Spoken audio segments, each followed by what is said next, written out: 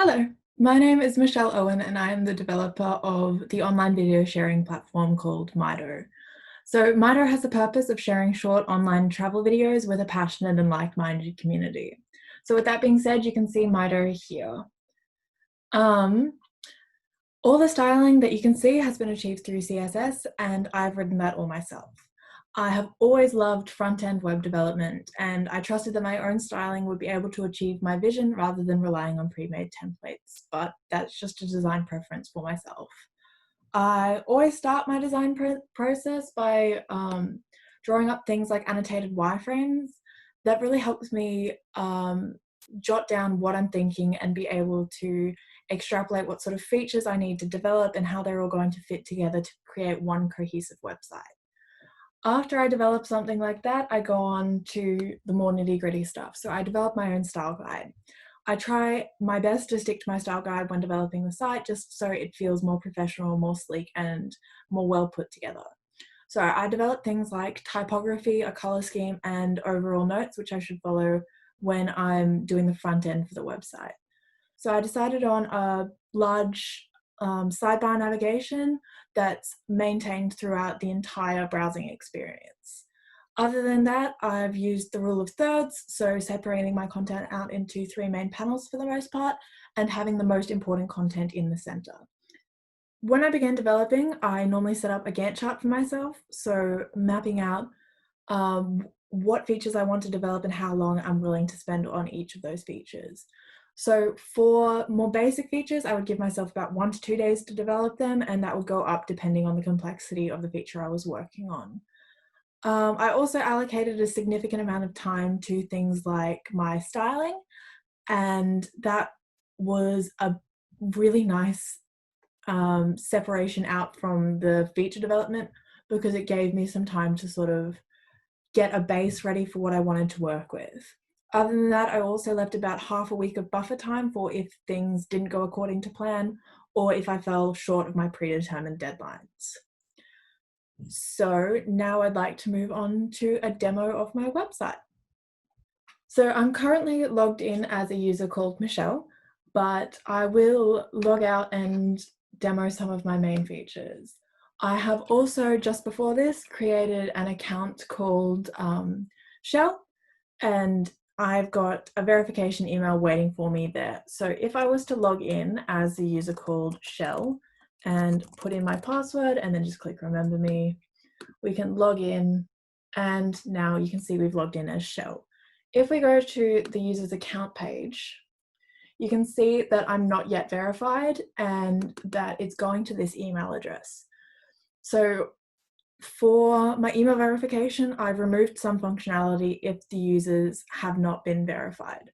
So things like updating their email and uploading an avatar are reserved for verified users only. So if we go over to the email, I've got an email waiting for me and click this link to activate. So if I was just to copy that into my taskbar and hit enter, we can now see that the user Shell is verified now as according to the status and can upload an avatar and email. When I upload my avatar, it watermarks the image with the site's logo, and that's displayed on all of the videos when on the watch page. Each page has the uploader's avatar, and that can be clicked on to then see the user's other videos. So if the user was to forget their passwords, if I was to log out, well, it's remembered me at the moment, but if I was to say I forgot my password, I need to be able to verify that I have a security question, and then I can reset my password. So all of that's done through databasing. I have to, the user's inputted entry has to match what's been put into the database when they initially registered.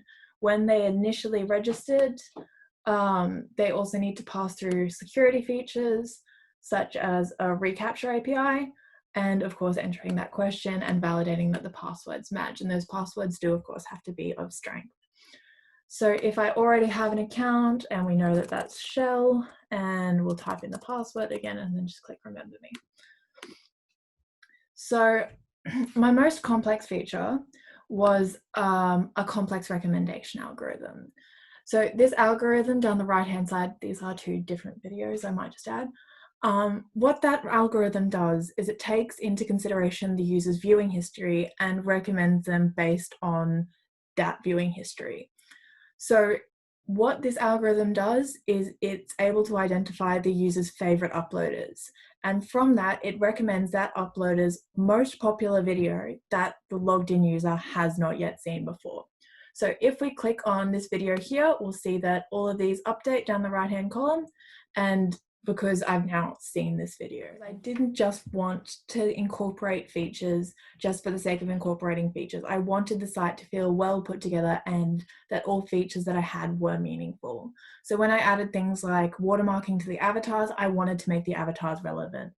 So having things like that user's avatar down this corner was something that I wanted to do. I think that's most of what I wanted to demo. So as for the development process, it was a very steep learning curve for me. I had never used PHP before and I'd never used an MVC structure before. So understanding how the backend and the sort of middle tier worked was a very big challenge for me. I started off with sort of developing most of my views and how I wanted things to look, and then I added progressively from there. Also doing things like executing all my queries in PHP My Admin before I tried to convert them into Query Builder was a decision I made very early on because I wanted to see that I was returning and updating and inserting and deleting the things that I thought I was. I also, about halfway through milestone 2, made the decision that I was going to have a dummy project, which I then continued through the rest of my development process. Any sort of complex feature I wanted to see work by itself and then work on how it would complement my other features. I did also try in my development process, when I was developing my database, I would decide on a feature I was developing and then try to figure out how my database would complement that. I also got a fair bit of user testing done, so I went out and got my family and friends to try to break my system as much as they could to see if it was up to the standard that I wanted to present at. So having things like users coming in and doing things in really strange orders to see if my controllers could keep up with them was really beneficial because there were so many testing avenues that I had not gone down that users seemed to be able to find, because the person developing it obviously has a core interaction flow in their mind, but users' mental models can differ quite significantly from that. But that is pretty much my development process. This has been the most complex system I have ever developed. Not necessarily the database behind it, but having my models, my views, and my controllers all working together was a really big challenge for me. And writing in a programming language that I was not familiar with was also a very, very steep learning curve for me. Having the comfort of a fair bit of confidence in front-end web development was very comforting for me. But I am really happy with how my project turned out, and I hope you guys are too.